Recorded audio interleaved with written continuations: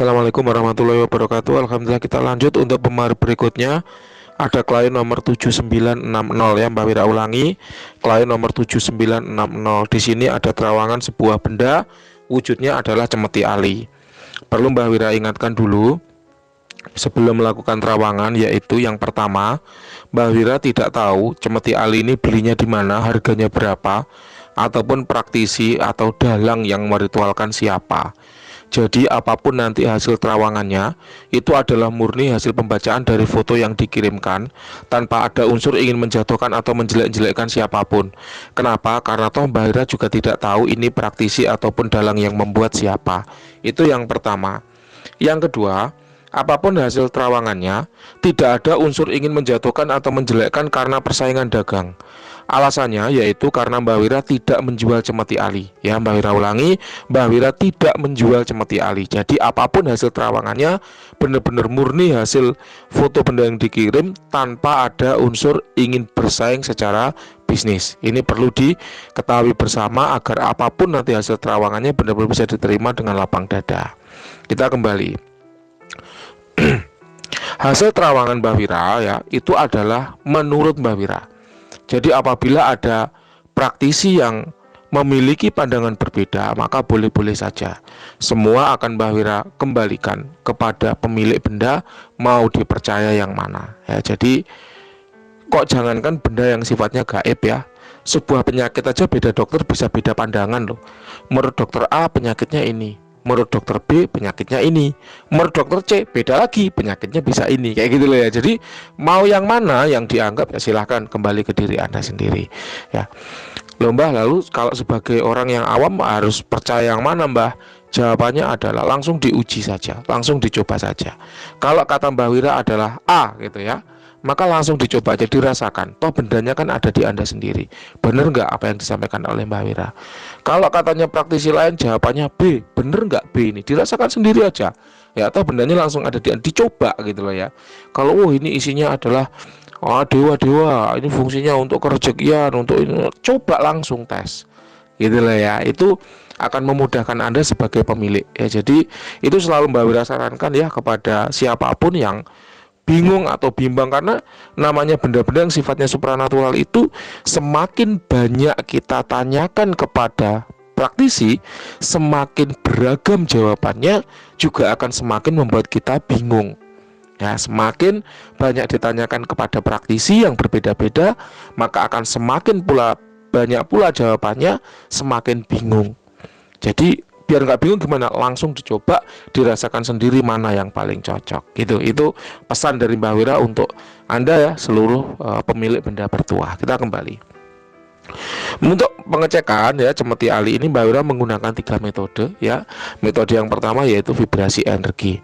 Kenapa kok vibrasi energi? Karena selalu yang Mbak Wira sampaikan bahwa benda bertuah, adanya tuah itu karena ada energinya.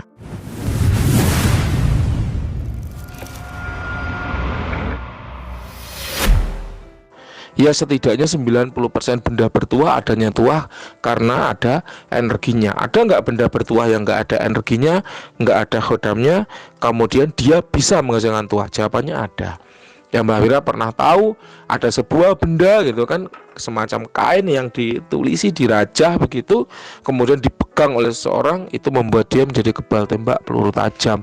Ya, Mbak Wira tidak bisa mengatakan pemiliknya siapa, praktisnya siapa, cuman Mbak Wira bisa menginformasikan Mbak Wira pernah tahu hal semacam itu ya. Ya, namanya ilmu supranatural itu luas ya, jadi kita tidak bisa membuat atau menganggap orang yang berbeda ilmunya dengan kita kemudian nggak sakti, nggak bisa. Orang yang pemahamannya berbeda dengan kita berarti nggak sakti, nggak bisa juga.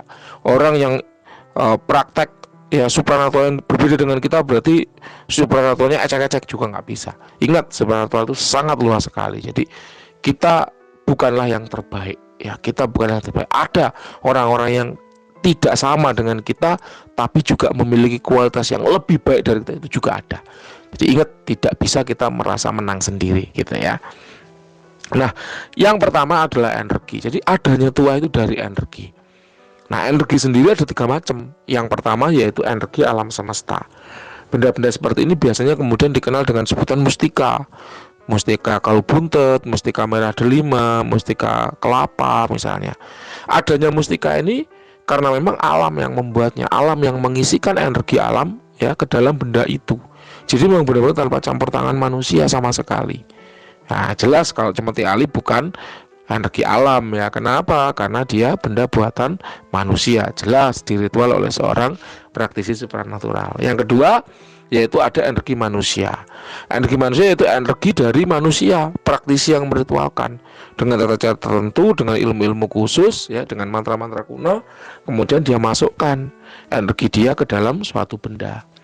Banyak metode yang digunakan, salah satu yang Mbak Wira tahu yaitu metode prana ya.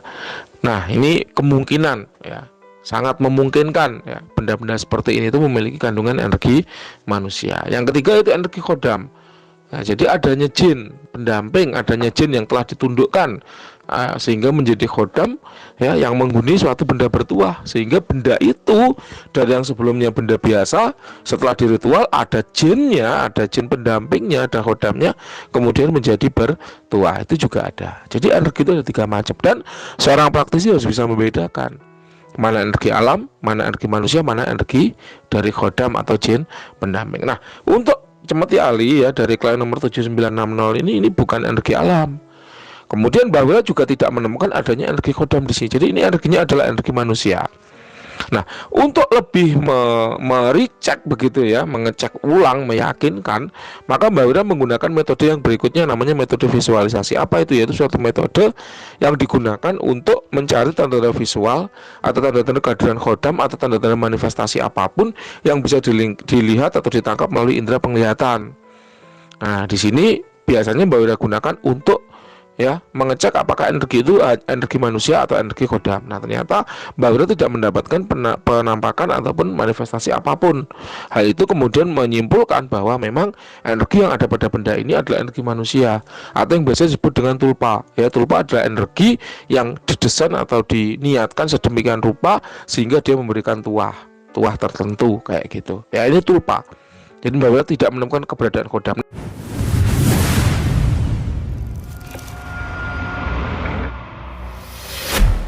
Nah, untuk lebih meyakinkan lagi ya, untuk pengecekan terakhir Mbak Wira menggunakan metode yang namanya injeksi energi. Injeksi energi ini suatu metode yang digunakan untuk memancing ya agar khodam itu mau menyeberang ke dimensi manusia. Karena biasanya ya ada juga khodam-khodam yang berada di dimensi yang jauh dengan dimensi manusia. Ya. Ada ilmunya, memang khusus ya. Mbak Wira dulu waktu belajar ilmu ini, Mbak Wira datang ke tempat-tempat yang dalam tanda kutip wingit begitu ya. Kemudian mantranya dirapal, dibaca. Nah, itu untuk menarik atau mendekatkan ya agar makhluk halus jin yang berada di dimensinya dia, dimensi energi, itu mau menyeberang ke dimensi materi, dimensinya manusia, sehingga kemudian bisa dilihat ya dengan jelas dengan mata kepala. Loh, kok bisa ya kayak gitu? Ya, itulah ilmu supranatural. Ya, ilmu supranatural itu luas banget, macam-macam sekali. Ya, jadi kalau kita hanya berkubang dengan satu ilmu saja, kemudian kita menganggap ilmu yang lain yang tidak seperti punya kita salah ya kalau orang Jawa bilang dolane kurang adoh, mainnya kurang jauh ya, kayak gitu, pengalamannya kurang banyak, artinya kayak gitu. Kita kembali, ibarat kita mau melihat ya seekor ikan gitu kan, dan ikan itu ada di dalam air, maka kita perlu alat untuk memancingnya agar keluar dari air. Nah, setelah dipancing keluar dari air, baru kita bisa melihat wujudnya kayak apa, kemudian warnanya bagaimana, panjangnya seberapa, beratnya berapa kilo. Nah, alat itulah yang kemudian Mbak Wira sebut dengan injeksi energi. Metode itu suatu metode. Nah, benda ini ya cemeti ali dari klien nomor 7960 itu Mbak Wira injek dengan energi beberapa kali, ternyata tidak ada feedback. Hal ini menjadi tanda bahwa memang ya cemeti ali dari klien 7960 ini memang tidak berkhodam. Nah, sekarang akan Mbak Wira kupas lebih dalam tentang energinya. Jadi energi itulah yang memberikan tuah ya. Pada cemeti ali ini energinya itu aktif dan sifatnya positif. Mbak Wira merasakan energi yang lembut dan menolak. Itu menjadi perlambang atau pertanda. Bagi Anda yang sering mendengar channel Mbak Wira pasti tidak asing ya dengan bahasa roso. Bahasa roso itu bahasa firasat. Kita nggak bisa menerjemahkan bahasa firasat secara kaku ya. Kenapa? Karena itu bahasa batiniah, bahasa batin. Oh, kalau perasaan seperti ini biasanya seperti ini, dan itu teruji berkali-kali. Nah, untuk cemeti ali ini memiliki tuah, ya, energi yang lembut menolak itu pertanda atau simbol, ya, bahwa dia memiliki tuah dalam hal proteksi, wasilah penjagaan dan keselamatan diri. Nah, karena energi itu bukan makhluk, maka tidak ada informasi seperti asal, usia, jenis kelamin, nggak ada. Kalau level power bisa, kalau dari 1 sampai 100 kira-kira benda ini ada di level sekitar 76. Ya, jadi ya 3/4 lah, ya, dari skala penuh itu sekitar segitu. Nah, sifat energi itu bisa habis, tidak seperti khodam. Khodam energinya bisa habis, betul, tapi karena khodam itu makhluk, dia bisa rechargeable, dia bisa istirahat, kemudian energinya pulih kembali. Sementara kalau energi saja, tulpa, itu kalau dia udah digunakan habis, ya dia akan hilang, kosong. Sama seperti handphone, kalau Anda punya handphone ada baterainya, kalau ada casnya gampang, ya, ketika dipakai baterainya habis, dicas ulang. Tapi kalau nggak punya chargernya, ketika dipakai habis, ya dia habis energinya, berarti tidak bisa dipergunakan kembali, tidak bisa dimanfaatkan kembali. Pernah dulu ada orang yang protes ke Mbah Wira, alah Mbah Wira ini menjelek-jelekkan orang lain, nyatanya saya punya benda bertuah, ada energinya, tulpanya, itu saya pakai 1 tahun nggak habis-habis. Ya memang betul. Itu ilustrasinya begini. Apabila ada sebuah handphone, kemudian Anda tanya, handphone ini baterainya, daya tahannya berapa lama? Maka jawabannya pasti akan tergantung kapasitas baterai itu berapa mAh. Semakin besar kapasitasnya, ya, tentu akan semakin lama daya tahannya. Kemudian yang kedua, tergantung juga casnya penuh nggak. Kalau ini kan udah tinggal 3/4 nih, ya tinggal 75% aja. Kalau dibandingkan sama yang 100%, tentu lebih tahan yang 100% karena daya energinya masih lebih banyak. Dan yang ketiga, tergantung penggunaan. Sebuah handphone yang dipakai untuk SMS doang tentu akan berbeda ceritanya dengan handphone yang dipakai streaming YouTube. Tentu daya tahan baterainya akan lebih tahan yang dipakai SMS saja dibanding dengan yang streaming YouTube, gitu loh. Jadi tergantung penggunaan. Apakah penggunaannya menghabiskan sebagian besar energi apa tidak? Nah, ini yang perlu disadari bersama, bahwa benda-benda yang mengandung energi tidak kemudian terus berarti jelek, enggak. Mbak Wira punya sebuah keris, itu sudah 8 generasi. Ya, kalau satu generasi anggaplah 60 tahun, maka 8 itu berarti sudah 480 tahun. Itu masih ada energinya. Kenapa? Karena memang jarang dipakai. Mbak Wira mau pakai juga sayang gitu. Biarkanlah menjadi benda seni gitu aja. Akhirnya energinya masih tetap awet sampai sekarang, sudah 8 generasi. Ya, 480 tahun. Nah, ini loh yang Mbak Wira bilang bahwa perlu kesadaran. Memang perlu banyak wawasan, perlu banyak studi kasus. Apabila kita melihat benda-benda bertuah, tidak bisa kemudian kita picik, ya, kayak wah, kalau orang ini nggak sesuai dengan saya berarti salah. Kalau orang ini memberi penjelasan yang nggak sesuai dengan pemahaman saya berarti salah. Nggak bisa seperti itu. Paham ya ini ya? Jadi tergantung penggunaannya. Nah, kita kembali, benda ini relatif jarang dipakai oleh pemiliknya. Relatif jarang dipakai. Nanti silakan Anda yang klarifikasi betul apa tidak bahwa memang cemeti ali ini jarang dipakai. Yang Mbak Wira bisa tahu kenapa? Karena awet, ya, tidak banyak energi yang keluar masuk dari benda ini, dan itu menandakan bahwa memang benda ini jarang dipakai. Nah, sebagai tulpa, dia sudah didesain untuk memberikan tuah proteksi atau wasilah keselamatan dan jaga diri dengan mekanisme apa? Memperkuat, ya, energi sukma pembawanya atau memperkuat energi sukma pemiliknya. Ketika energi sukma itu menjadi kuat, maka aura menjadi tebal. Ketika aura itu menjadi tebal, maka gangguan-gangguan yang sifatnya, ya, energi negatif ataupun jin negatif itu jadi sulit untuk menembus, ya, ke dalam lapisan aura itu. Itulah, ya, dengan cara itulah mekanisme proteksi atau wasilah keselamatan dan jaga dirinya berjalan. Nah, selain dengan mempertebal aura atau memperkuat aura, Mbah Wira merasakan ini firasat atau intuisi. Ya, jadi terlepas dari metode tadi, karena memang jam terbang, ya, Mbah Wira punya firasat di dalam kayu ini nampaknya ada semacam kertas atau raja atau tulisan gitu, ya. Yang mana tulisan itu memiliki tuah apa? Untuk keberuntungan, menjauhkan mara bahaya. Contohnya kayak gini. Anda lewat hutan, sepi, ada begal di depan, ada maling di depan. Tiba-tiba aja ada polisi patroli lewat bersamaan dengan Anda. Siapa yang menyangka? Itu hoki atau keberuntungan itu seperti itu. Contoh lagi. Ketika Anda lewat suatu tempat, ada begal di depan, tiba-tiba ban Anda bocor. Karena ban Anda bocor, akhirnya Anda menepi, melipir, ya, numpang di rumahnya orang sambil nunggu siang atau sambil nunggu ada tumpangan karena ban Anda bocor. Itu contohnya.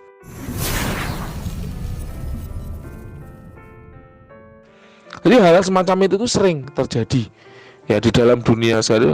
Kok kayak beruntung banget gitu ya, tapi ya memang kenyataannya seperti itu. Tuhan itu memiliki banyak cara untuk membantu hamba-hambanya, untuk menyelamatkan hamba-hambanya. Dan cemetian ini hanya sebagai wasilah atau perantara, salah satu wasilah atau perantara. Ibaratnya sebuah alat keselamatan, maka ini seperti memakai helm atau seperti memakai rompi anti peluru. Jadi tidak perlu disembah, tidak perlu dikultuskan, tidak perlu kita puja-puja, biasa saja. Sama seperti kita pakai helm, sama seperti kita pakai rompi anti peluru, itu juga wasilah keselamatan dan jaga diri. Orang pakai helm banyak mbah yang mati, betul, karena hidup matinya orang itu berasal dari Allah. Orang pakai helm banyak mbah yang celaka, betul, karena selamat atau celakanya orang itu berasal dari Allah. Banyak mbah orang yang tidak pakai helm selamat, betul juga, karena selamat tidaknya orang itu berasal dari Allah. Tapi setidak-tidaknya safety atau upaya yang bisa kita lakukan untuk keselamatan kita, ya, menjemput keselamatan dengan memakai helm, itu contohnya. Nah, ini sama, ya, wasilah seperti itu sama, karena karakternya adalah energi. Maka benda-benda bertuah itu ranahnya adalah usaha atau ikhtiar batiniah dengan menggunakan apa? Olah energi, olah gaib, olah benda-benda bertuah, olah batiniah, olah rasa, diiringi dengan usaha nyata, pakai helm, pakai rompi anti peluru, pakai jaket, tutup dengan doa pada Tuhan, karena keselamatan yaitu mutlak adalah kuasa Tuhan. Nah, usaha sudah, doa sudah, insya Allah itu apa? Atas izin Allah, ya, insya Allah selamat. Tapi kalau nggak selamat gimana, ya nggak apa-apa. Ya, saya mengutip percakapan dari Ustadz Faizar. Ada nggak orang mukmin, ya, orang yang taat ibadah kena santet? Ada. Ya, ada juga. Ada nggak orang yang tidak taat ibadah tidak kena santet? Ada juga. Lalu gimana, ya, peran dari doa, peran dari usaha kita untuk menghindari santet? Kalau seorang mukmin, seorang yang taat ibadah juga masih kena santet, beliau mengatakan begini: kalau itu orang yang taat ibadah kena santet atau tidak selamat gitu ya, maka itu adalah ujian dari Allah dan itu sebagai pelebur atau peluntur dosa-dosanya. Sedangkan apabila orang yang banyak maksiat, jarang ibadah, kena santet, itu sudah sesuai dengan apa yang dilakukannya. Ini mengutip aja. Jadi ingat, orang yang sudah berusaha pun masih bisa terkena mara bahaya. Itu kuasa Allah. Sebagai apa? Salah satu wasilah peluntur dosa. Nah, ini loh yang ya, edukasi ya sifatnya, ya, harus kita sadari bersama bahwa hidup matinya kita itu ada tertulis ya di Lauhul Mahfudz, sudah tertulis di, ya, dia sudah ditentukan oleh Allah. Adapun kita sifatnya adalah berusaha, ya, berusaha dan berusaha. Ingat, Allah tidak akan merubah nasib suatu kaum kalau kamu itu tidak berusaha untuk merubahnya. Yang penting adalah usaha aja. Masalah hasil percayakan pada Tuhan, percayakan pada Allah. Kita nggak usah ikut-ikut ngatur Allah. Ya Allah, aku pingin menjadi PNS. Kalau aku nggak jadi PNS, aku nggak akan kerja.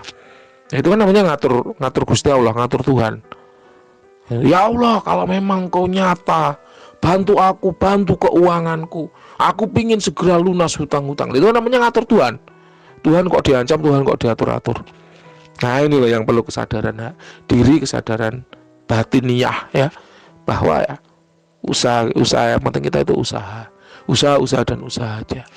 Masalah hasil percayakan pada Tuhan, percayakan pada Allah, karena Allah pasti punya jalan yang terbaik untuk kita semua gitu. Oke. Ini adalah hasil terawangan ya dari cemeti. Apakah cemeti ini perlu dirawat? Kalau energi saja, menurut Mbak Wira tidak perlu dirawat, cukup dipakai kayak gitu. Terima kasih. Ada kurang lebihnya mohon maaf. Mbak Wira tunggu tanggapannya. Ada kurang lebihnya mohon maaf. Silakan. Assalamualaikum warahmatullahi wabarakatuh.